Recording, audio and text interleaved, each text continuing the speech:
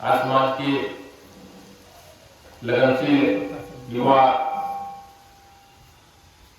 कार्यकर्ता सुबोध जी, गौतम जी,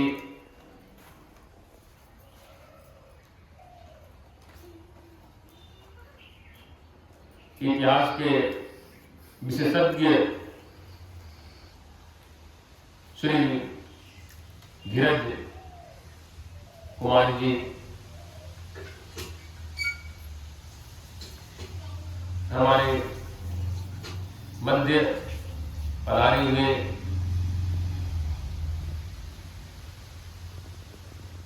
पूज्य श्री धरेश्वर जी,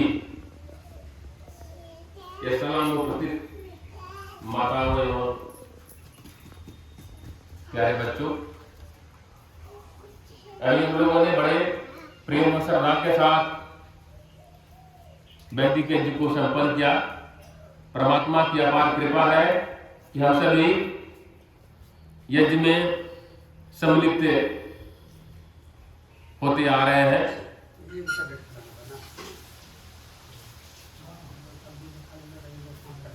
यज्ञ के प्रति लोगों को पार श्रद्धा है, इसीलिए हम सभी यज्ञ में सम्मिलित होते हैं। और यह यज्ञ प्राचीन काल से, सृष्टि के आदि काल से हमारे संत महात्मा ऋषि मुनि सभी यज्ञ करते थे। ब्रह्मा से जमिनी पर्यंत, महाभारत काल के पूर्व सभी यज्ञ क्या करते थे। रामायण काल में मर्यादा पुरुषोत्तम राम यज्ञ करते थे। महाभारत काल में धर्मराज युधिष्ठिर ने राष्ट्रीय यज्ञ का अनुष्ठान किया था। इस प्रकार हम देखते हैं हमारा प्राचीन वैदिक संस्कृति यह बतलाता है कि हम सभी प्राचीन काल से यज्ञ करते आ रहे हैं। यज्ञ की परंपरा प्राचीन काल से है। शतपथ ब्राह्मण में लिखा हुआ है, यज्ञो वै श्रेष्ठतम कर्म। यज्ञ ही जीवन का श्रेष्ठ कर्म है। यज्ञ को श्रेष्ठ कर्म बताया गया है। महर्षि दयानंद जी महाराज ने यज्ञ का प्रचार प्रसार किया और उसने बताया कि हमारा पूजा पद्धति जो है यज्ञ है।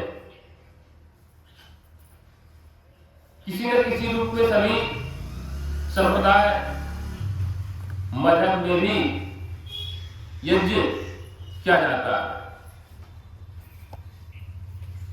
एक बार एक सज्जन ने महर्षि दयानंद जी से पूछा कि स्वामी जी, आप यह बताइए, क्या इस हवन में बहुत सारे सामग्री डालते हैं और वह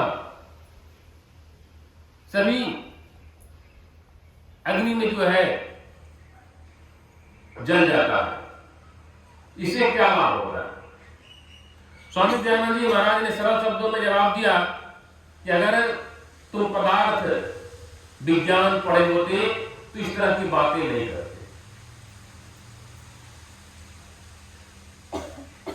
हम सभी विज्ञान में पढ़े हैं कि पदार्थ का नाश नहीं होता।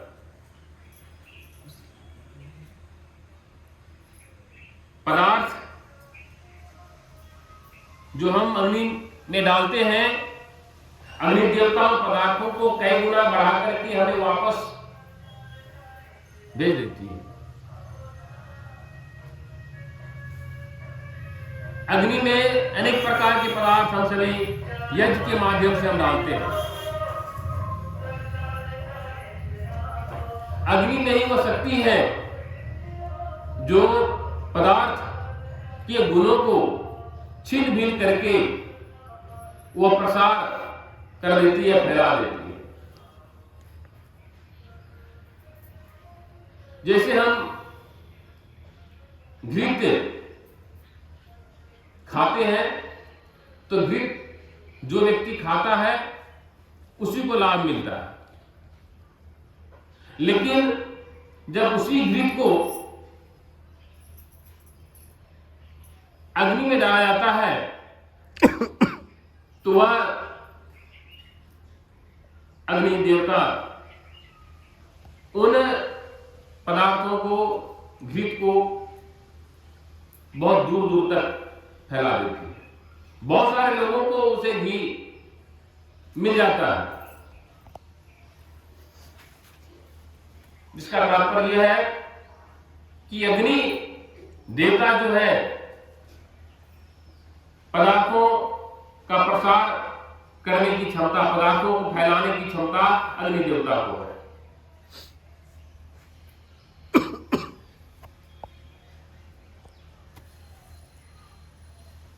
यज्ञ में 4 प्रकार का पदार्थ हम सभी डालते हैं।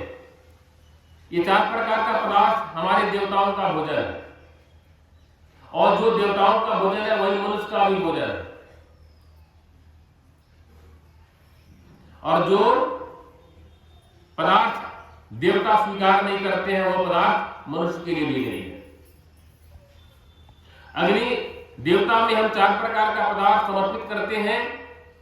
ये 4 प्रकार का पदार्थ क्या है? पहला है पुष्टिकारक।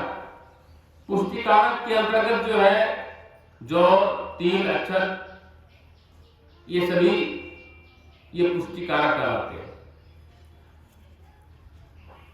इसमें मधु, गुड़ डाला जाता है। यह मिष्टिकारक है।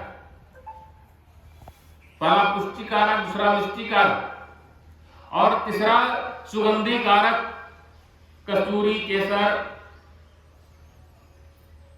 जायफल, जावित्री, ये सुगंधी कारक तीसरा है। और चौथा पदार्थ है रोगनाशक, शुभलता, चिरेता, नीम की पत्ती, गिलोय। ये 4 प्रकार का पदार्थ जो अग्नि देवता को हम देते हैं। अग्नि देवता उन पदार्थों को अत्यंत सूक्ष्म बना करके जो है जितने भी देवता हैं सभी देवताओं तक पहुंचा दे। इस तरह सारे देवताओं की पूजा जो है यज्ञ के माध्यम से ही होता है। यजुर्वेद का एक मंत्र है, ओम अग्नि देवता, वातो देवता, सूर्यो देवता, चंद्रमा देवता, मरुतो देवता, विश्व देवी देवता, बृहस्पति देवता, इंद्रो देवता, वरुणो देवता। यह पृथ्वी देवता है, अग्नि देवता है, सूर्य देवता है, ये चंद्रमा देवता है, ये पेड़ पौधा देवता है, वायु देवता है, जल देवता है। इन सारे देवताओं की पूजा जो है यज्ञ के माध्यम से करते हैं। इसलिए महर्षि दयानंद जी महाराज ने बताया कि यज्ञ जो है ये मानव का श्रेष्ठ कर्म बतलाया गया। और महर्षि दयानंद जी महाराज ने हमारी प्राचीन जो संस्कृति, प्राचीन सभ्यता, जो वैदिक सभ्यता, वैदिक संस्कृति था, उसका उन्होंने प्रचार किया। और यज्ञ पर विशेष बल देने का कारण यह है कि हम सभी पूजा पद्धति की जगह पर जो है अनेक प्रकार का आडंबर, अनेक प्रकार का पाखंड चलाते आ रहे हैं। हमारा पूजा पद्धति यज्ञ है, लेकिन इस यज्ञ की जगह पर जो है अनेक प्रकार का विश्वास फैला हुआ है। यज्ञ शब्द का होता है देवेशु संगतिकरण दानेशु। देवेशु का अर्थ होता है देवताओं की पूजा। ये देवताओं की पूजा पद्धति है। देवताओं का पूजा यह यज्ञ है, और यज्ञ के सिवा दूसरा कोई माध्यम नहीं है जो हम देवताओं का पूजा कर सके, देवताओं को पहुंचा सके। यदि सूर्य देवता को हम कुछ पहुंचाना चाहें तो हम कितनों प्रयास करें, सूर्य देवता को नहीं पहुंच सकता। लेकिन अग्नि देवता जो है, इसमें वो सामर्थ्य है, उन पदार्थों को सूर्य तक पहुंचा सकता है। जल देवता, तो जल देवता को हम कोई भी सामग्री नहीं पहुंचा सकते, लेकिन यज्ञ के माध्यम से जो है हम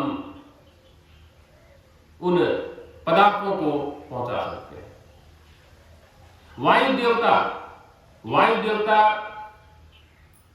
को यदि हम कुछ सामग्री पहुंचाना चाहें तो वायु देवता को नहीं मिल सकता, लेकिन यज्ञ के माध्यम से जो है वायु देवता को भी जो पदार्थ हम देना चाहते हैं वह मिल जाता है।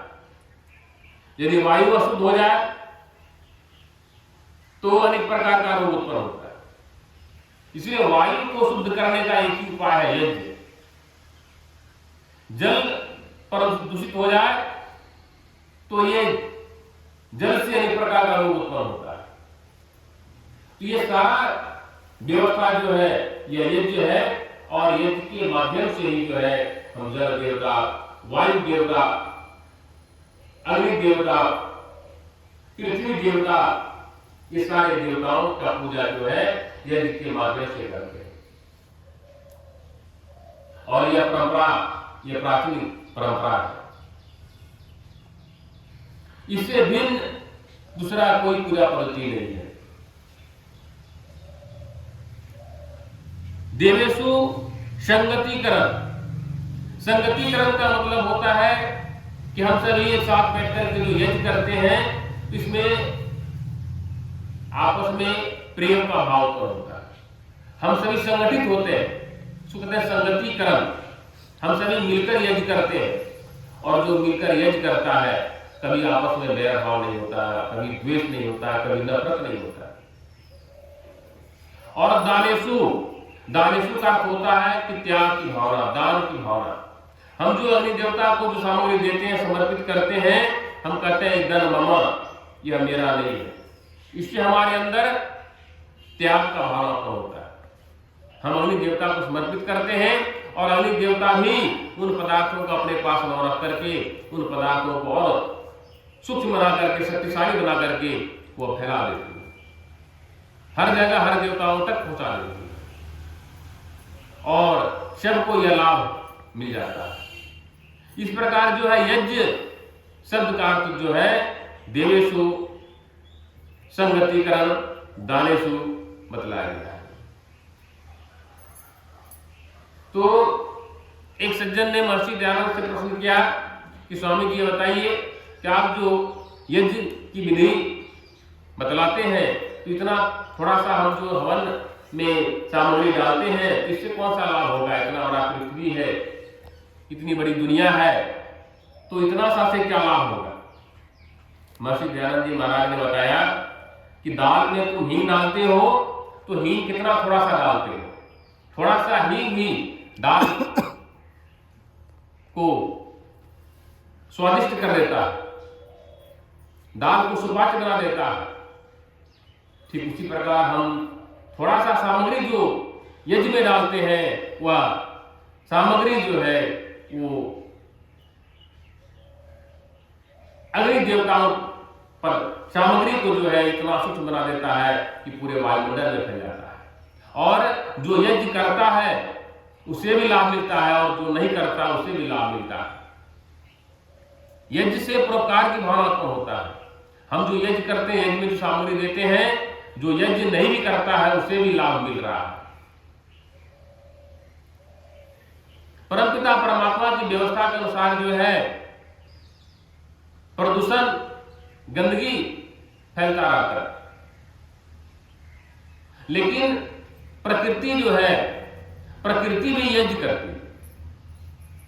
प्रकृति प्रकृति भी जो है यज्ञ करती है, क्योंकि गंदगी तो फैल रहा है, तो प्रकृति भी जो है यज्ञ के माध्यम से जो है उस प्रदूषण को, गंदगी को समाप्त करती है। वर्षा होता है, कीचड़ हो जाता है, गंदगी फैल जाता है, तो सूर्य का काम क्या है कि सूर्य जो है वो भी यज्ञ कर रहा है और सारे गंदगी को खींच लेता है। तो ये प्रकृति भी यज्ञ के माध्यम से, प्रकृति भी जो है यज्ञ कर रही है।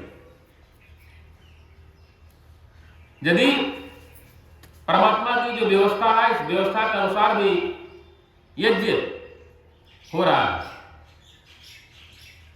लेकिन हम सभी जो दुर्गंध फैलाते हैं, हम सभी जो गंदगी फैलाते हैं, उसके निवारण के लिए हमें क्या करना चाहिए? हम जो गंदगी फैलाते हैं, हम जो दुर्गंध फैलाते हैं, उसके लिए जो है यज्ञ है। यज्ञ एक पद्धति है जिसके द्वारा जो है हम उस प्रदूषण को, गंदगी को रोक सकते हैं, उसका निवारण कर सकते हैं। यज्ञ एक माध्यम है, यज्ञ एक माध्यम है जो कि पर्यावरण में जो प्रदूषण और गंदगी जो फैल रहा है, उसे रोकने का एक ही तरीका है, वह है यज्ञ। यज्ञ में जो हम सामग्री डालते हैं, वो सामग्री जो है वायुमंडल में फैल जाता है, और जैसे जैसे जो है यह ऊपर की ओर उठता है, वायु को शुद्ध करते हुए वह अंतरिक्ष तक पहुंच जाता है। इसका तात्पर्य यह है कि यज्ञ जो है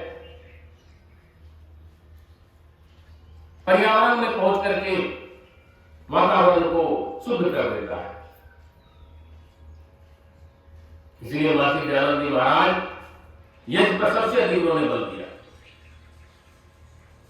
और उनका एक ही उद्देश्य था कि हम सभी प्राचीन वैदिक सभ्यता को पुनर्जीवित करें, प्राचीन संस्कृति को फिर से अपनाएं,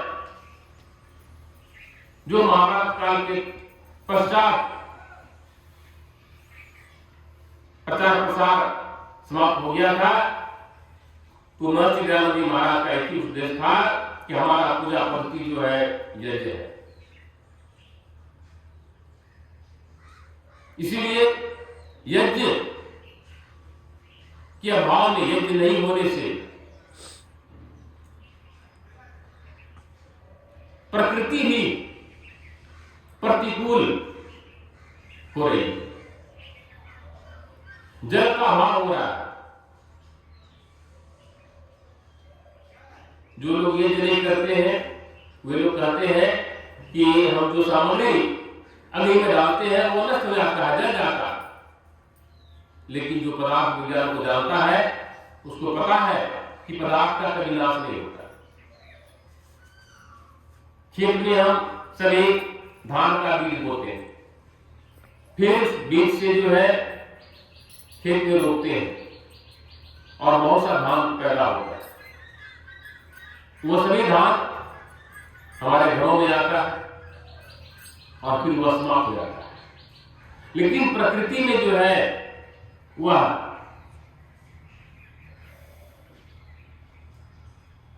प्रकृति में बीज रूप में जो है वो विद्यमान है। हम दोबारा पुनः बीज जब डालते हैं तो फिर जो है वो पैदा होता है। प्रकृति वो क्षमता है जो उसे दोबारा पैदा कर सकती है।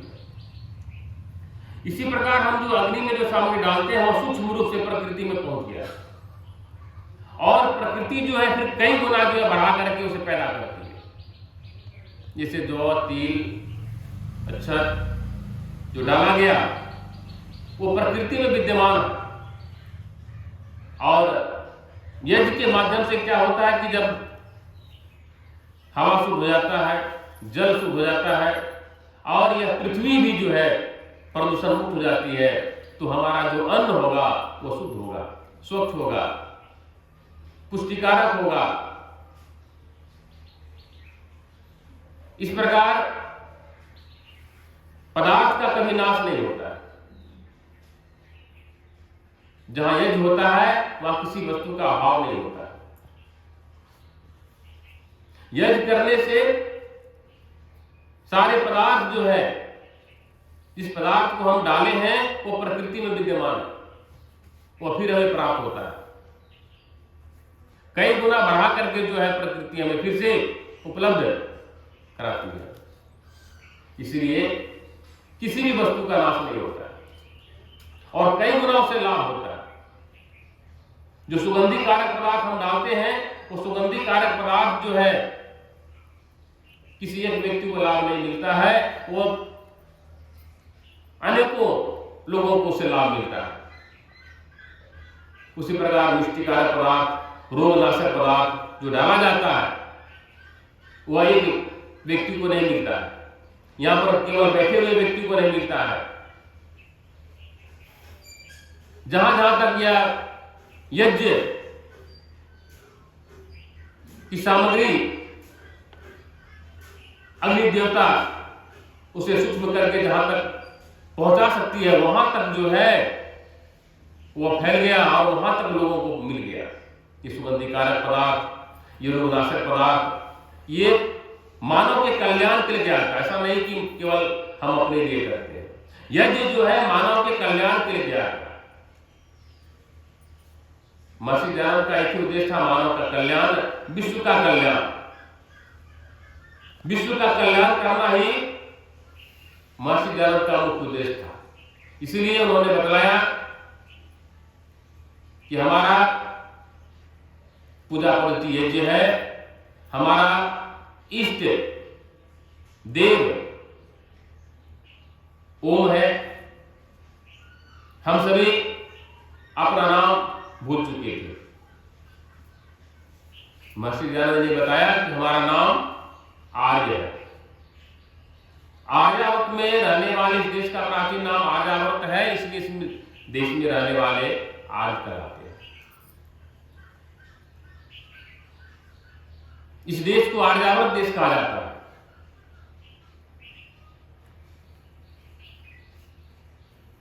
महर्षि दयानंद जी महाराज ने बताया कि हमारा नाम आर्य है और हमारा इष्ट देव ओम है और हमारा धर्म वेद है, हमारी पूजा पद्धति यज्ञ है और यही सनातन है, यही सनातन धर्म है। ये सदा से आ रहा है। सनातन शब्द का अर्थ होता है जो प्राचीन से प्राचीन हो और नवीन से नवीनतम, पुराना से पुराना और नया से नया, जो पहले भी था और अभी भी है और आगे भी रहेगा, यही सनातन है। सनातन धर्म का सूरज डूब रहा था। महर्षि दयानंद जी महाराज ने जो है इसे डूबने से बचाया। संसार के महापुरुषों ने यदि हमें डूबने से बचाया तो महर्षि दयानंद जी महाराज ने हमें तैरना सिखाया। यदि कोई डूबने से बचाया तो हो सकता दोबारा हम डूब सकते हैं, लेकिन महर्षि दयानंद जी महाराज ने हमें तैरना सिखलाया।